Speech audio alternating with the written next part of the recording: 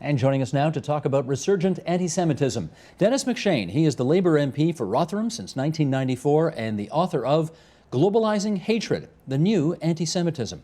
Nice to have you on this side of the pond. How are you today? Very well. Great to be here. I want to read something just for starters, not from your book, but something you wrote in the Washington Post a couple of years ago. Here's what you wrote. Europe is reawakening its old demons, but today there is a difference. The old anti-Semitism and anti-Zionism have morphed into something more dangerous. Anti-Semitism today is officially sanctioned state ideology and is being turned into a mobilizing and organizing force to recruit thousands in a new crusade. The word chosen is deliberately to eradicate Jewishness from the region whence it came and to weaken and undermine all the humanist values of rule of law, tolerance, and respect for core rights such as free expression that Jews have fought for over time. What's the evidence you see for what, in your view, is this more dangerous form of anti-Semitism? Well, firstly, you have President Ahmadinejad of Iran, who, since I wrote that article, has become even more extreme with his exterminationist ideology. You have the Interior Minister of Hamas, Fatmi Hamed, who said a couple of weeks back, Israel will disappear in the year 2022. Now, how on earth do you make peace with a man who says, I'm going to wipe you off the face of the earth? And then the third bit of evidence was Egypt's culture minister, Farouk Hosni, who just narrowly lost a race to become boss of Director General of UNESCO. And he'd said that when told there were some Israeli Jewish books in Cairo University, right, let's go and burn them, I'll bring the matches. And on his way back from losing the race, he blamed it all on a global Jewish conspiracy. These are state officials. I'm also very worried about political anti-Semitism with the European Parliament. We can come on to this. But it's almost worse, I'd say, than 2 years ago when I wrote that Washington Post piece. I hear what you're saying, but, and I don't mean to minimize this, but those are kind of the usual suspects. Do you think, Hamas, Iran, Egypt, does it go beyond that in your view? Yes, you have Saudi Arabia, the official state religion of Saudi Arabia, the Wahhabi branch of Islam. I have 8,000 Muslim constituents, and Islam as a religion, indeed, is a religion of peace, drawn from the same Abrahamic religions, traditions, roots as Judaism and Christianity. But Wahhabi networks of mosques in my own country and elsewhere in Europe, and they are sponsored by the state, are preaching hate against Jews. Now, I think state-sponsored, state-sanctioned hate against Jews is something that can legitimately be called anti-Semitism. Is it new? Yes, in the sense that the old anti-Semitism, the demons of Jew hate, that frankly go back into medieval times or earlier, have always been there, organized into political anti-Semitism at the end of the 19th century, reaching its apogee, if you like to use that word, under Hitler and the Holocaust, and then dying away, but the last 10, 15, 25 years really re-entering into consciousness. Just touch the web and you'll see language and hate against Jews, against Jewish institutions, obviously against the Jewish state of Israel, that didn't exist 20 years ago. And you'll see in schools, I'm afraid, even in my own country of Britain, material taught in Muslim schools, paid for by the Saudis, that actually depict Jews as pigs and uses really ugly language. So what do you think is responsible for this? Well, firstly, you've got the old right-wing anti-Semitism that's always been around there. You've got, the David Dukes, the Ku Klux Klanners in the United States. You've got people in Britain. Again, in Britain, a fellow called Nick Griffin has just been elected to the European Parliament to represent Britain. He is a Holocaust denier. His only published work, it says that it's called Who Are the Mindbenders, and it's the allegation that the Jews are there controlling the media, changing their names, a secret lobby. And on his farm, he had two pigs, one called Anne and one called Frank. I don't think we need to say a lot more. A Polish think tank director, close to the president of Poland, close to influential Polish right-wing politicians, saying that the Jews control Poland's most important liberal newspaper, Gazeta Wyborcza. It's not true, none of it's true, but these are the old accusations of the Jews behind everything. I wonder if some of what's newer about this, because some of what you're describing has been around, as you point out, from time immemorial, but there are some recent events, and I wonder if they have had a role in how you've described this resurgent anti-Semitism. the Israel-Hezbollah war in Lebanon in 2006, Israel versus Hamas. How have those played a role in what you've described here? My committee of inquiry I chaired started work in 2005, before those two ghastly conflicts, and we had stacks of evidence, and we have now the anti-Semitism that lies at the core of Islamism. Well, I use the word Islamism very deliberately. I'm not talking about the religion. I have the same respect, and Islam has the same right to respect as any other religion. You mean Islamofascism or something? No, like I don't know. Please, not even the word fascism. I think that's okay. ugly. It's Islamism. It has its roots, its ideology. I've spent too much time now studying its text. It has its organizers. It has its preachers. It has its hard end, which stretches out to Al-Qaeda, sadly, Taliban. We are seeing in Britain court cases, thankfully, of men caught before they commit atrocities, but saying they're doing it in the name of this ideology. Now, that was all there well before the two conflicts you mentioned. Mm-hmm. To be sure, pictures on television of white phosphorus shells pouring onto a school, of young Palestinian children being killed, are horrible, and they make people very upset. What we don't see, of course, are the pictures of 8,000 rockets fired from Gaza after Israel had withdrawn, after Israel had said, look, have Gaza back. And what was the response? Peace negotiations? No. The response was thousands of rockets pouring into southern Israel, killing young Israelis. Okay, but those two wars, plus the continuing festering sore of a lack of a just settlement solution for the Palestinian people, presumably that all contributes to this, does it not? I think it's used as an excuse, and I will be first in line to say the state of Israel makes mistakes, and the state of Israel, like any democratic state, and it is a democratic state, has to accept responsibility when its soldiers do things that breach what we consider to be an international code. I think it's very one-sided. We don't apply the same standards to Syria, to Lebanon, to Hezbollah, Hamas, but leave that argument to one side.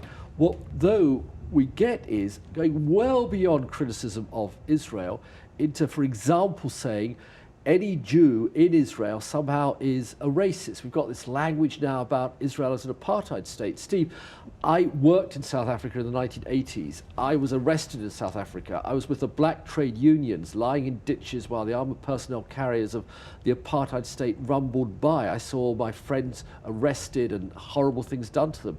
Israel is many things, but an Israeli Arab can sit in their parliament, the Knesset, can swim off their beaches, can meet me in a hotel. I couldn't meet any black guys in South Africa in the 1980s. So when people are branded as Israeli apartheid supporters, that's saying you are a white supremacist. That is taking away their Jewishness. I think that's anti-Semitic. Let me do one more on this. The phenomenon, I think mostly online, of saying the Jews were behind 9/11, the Jews knew to stay away that day, the Jews are responsible for the financial crisis, the Jews are responsible for the subsequent global recession. Has all of that phenomenon, has that contributed to this new anti-Semitism as well? Yes, after 9/11, I convened a meeting of leading Muslim representatives in North England. I was there, a government minister, to talk to them about it and why we were taking action in Afghanistan. And men I knew and respected, pediatricians, accountants, people I trust my child's life with, my tax returns to, stood up and said, Mr. McShane, why did all the Jews not report for work on 9/11 in the Twin Towers? Mr. McShane, we all know Mossad, the Israeli Secret Service, organized the attack on 9/11, and that's still very widespread. I thought, my God, you know, you're friends of mine, I respect you. Where do you get these beliefs from? And it was almost as if I was seeing in front of my very eyes the formation of Jew hate from men I respect. I don't think they understood exactly the evil nonsense they were sprouting, but just a handful of them have to read the texts, the ideologues, the preaching, and you're getting back into a new form of anti-Jewish feeling that's very, very dangerous, because there'll be no peace in the Middle East until we uproot racism there, and anti-Semitism is a form of racism. It always has been, but it's particularly virulent today. If I may say, you're a bit of an interesting champion on this issue, because let's go through this. Number one, you're not Jewish, right? No, no, no. I'm a Polish-Irish background. I mean, the blogs accuse me of being an Israel firster, and I've been in Israel once in my life. I mean, Israel is not my story. They even accuse me of being a secret Jew, but as a good Catholic boy, I can prove I'm not. Okay, let's go through some more. What percent, you represent a relatively safe labor seat in the United Kingdom. I hope so. You hope so. That's right, you do. What percentage of your constituents are Jewish? I haven't come across one. It's a steel and mining constituency or riding. There's about 9,000 Muslims. They're great friends of mine. There are 5 mosques. I go in there regularly. There are churches.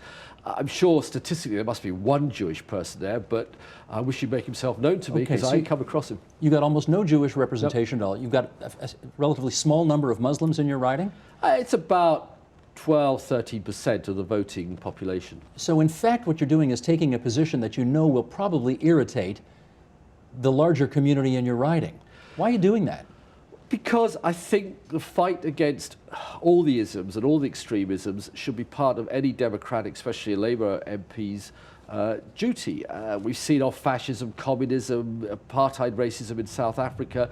Now we still have anti-Semitism. It's morphing, it's changing into new forms. And my Muslim friends there are very gentle. They follow a form of Muslim that is soft, if I can use it like that, like liberal reform, Judaism or Unitarian Christianity. They hate being branded and associated with terrorists. They want to get on with their own lives. Those who are active religiously want respect for their faith. And I just talk to them very openly and honestly and say, I will defend you if I see any examples of Islamophobia, if I see you not getting a fair crack because you're a Muslim. I'll support your causes in the Balkans, where we allowed thousands of European Muslims to be killed by Milosevic without lifting a finger. I'll support your cause in terms of Muslim mistreatment in Kashmir and Gujarat. But I'm also, and I'll support the right of the Palestinians to get a state, but they'll get it a heck of a lot faster if they drop this Jew hate and this eradication of Israel stuff. You told us earlier you started a commission of inquiry in Britain that you chaired to look into these issues. What particularly did you investigate? We looked at anti-Semitism in Britain. The fact that British Jews have to spend £4 or £5 million a year safeguarding their synagogues, their wedding ceremonies, their Jewish schools. The fact that Jewish students on campus told us there were some universities in Britain they wouldn't even apply for because there was such hostility from the professors and other students against their Jewishness. The fact that school children at Jewish schools, if they wore, girls wore a little Star of David chain or the boys wore the kippah, they were jostled and bullied on buses, rabbis knocked around. And it was very much this was happening to a tiny minority, about 300,000 Jews in Britain out of 60 million people. Majority of British citizens perhaps wouldn't even meet a Jew or be aware of Jewish communities.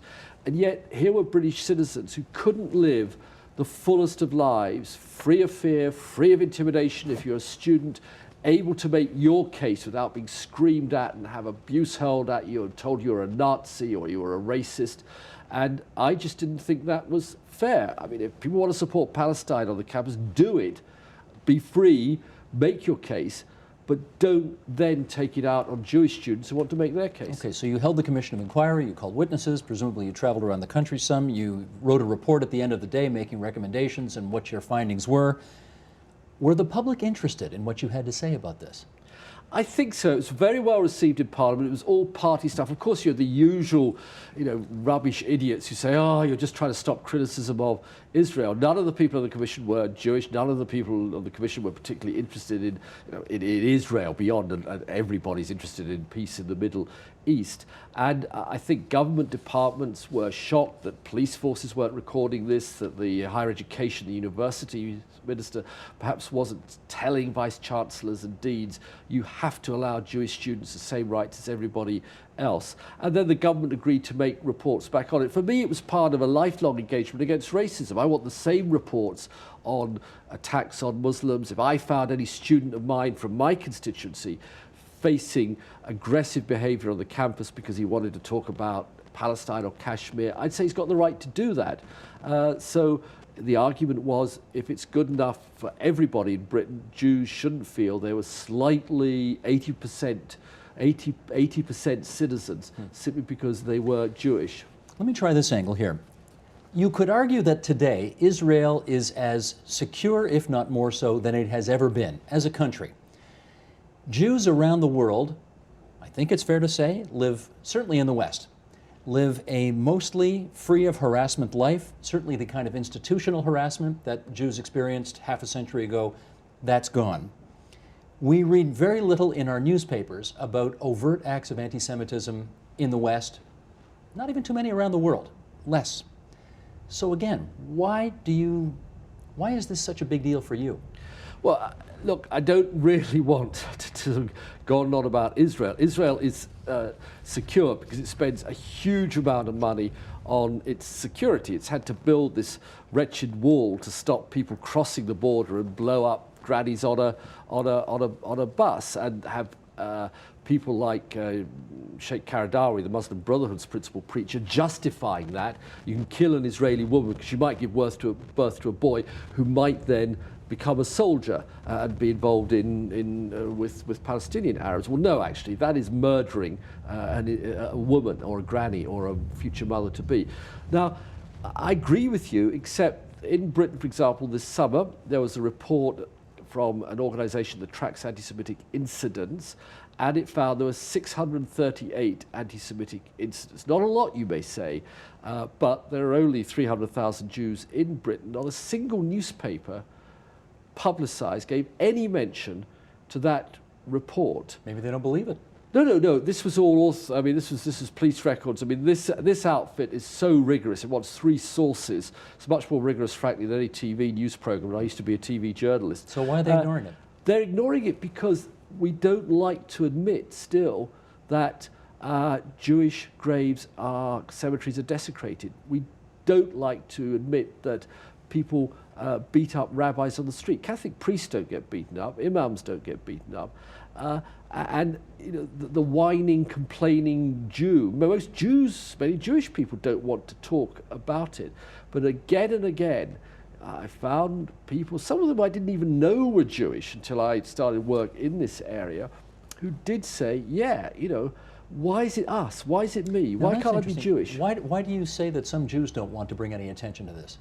Well, quite reasonably, I think many Jewish people feel, yeah, we are successful, we are integrated. I mean, there used to be a lot of Jews, for example, in the labor unions of Canada and North America and Europe back in the 1940s, 50s. They've all gone simply because they've become successful, so they're not in the working class anymore. They're not trade unionists. So they just keep their head down, get on with life. And the majority of us just want that, our kids to do well and have a nice home and a pension and make sure our healthcare is looked after.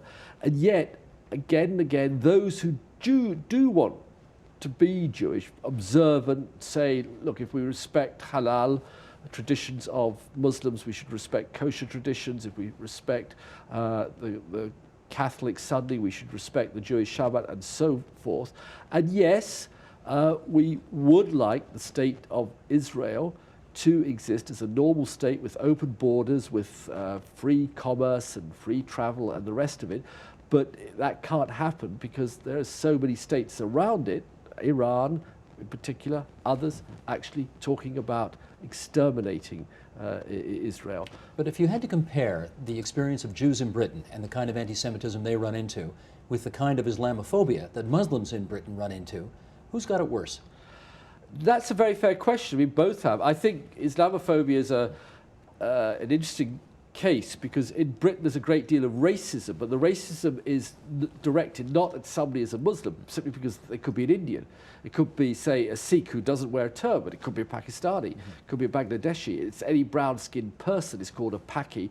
And the right wing, I mean, our right-wing racists in the British National Party and others, accuse them of being terrorists and the rest of it. So I'll defend people against Islamophobia. I'll defend all of my constituents against any racism and always have. I've fought to get fair reportage, because I used to be president of the British National Union of Journalists when I was much younger, to get reporting of these issues into our media, fair comment pieces, and that's been an uphill struggle, but we've got there. Now I am saying, here's this tiny minorities, 1.8 million Muslims in Britain roughly, 300,000 Jews. Why can't they have the same rights? Why must they be made to feel, with the descriptions of being Nazis or Hamas, Jews to the gas? I mean, I hate what Saddam Hussein did to Kurdish Muslims when he gassed them, but we didn't attack Saddam as a Muslim. We didn't say that was Muslim massacres, even though Saddam uncertainly has got more Muslim blood in his hands than anybody in the history of humanity.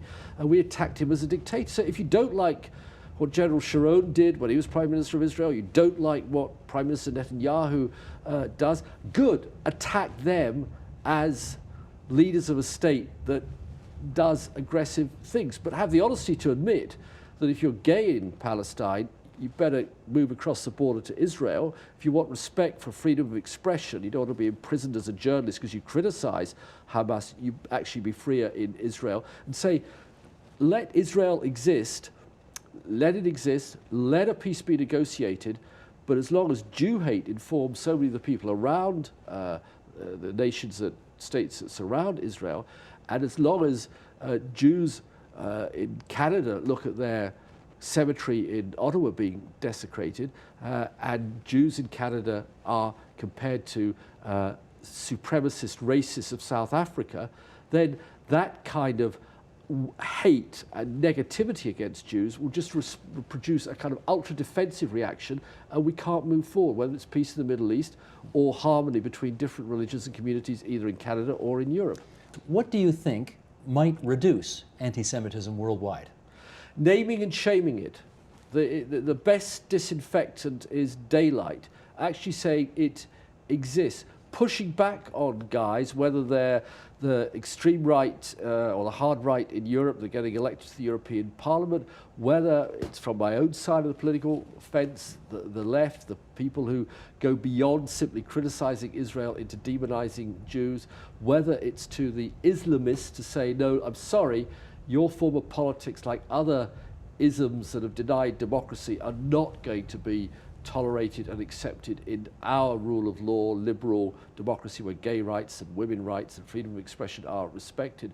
So simply name and shame it. Crack the whip over Israel if Israel upsets you, but do it as a political act against a state, not a racist act against a people, not just the citizens of Israel, but Jews in Canada and around the world.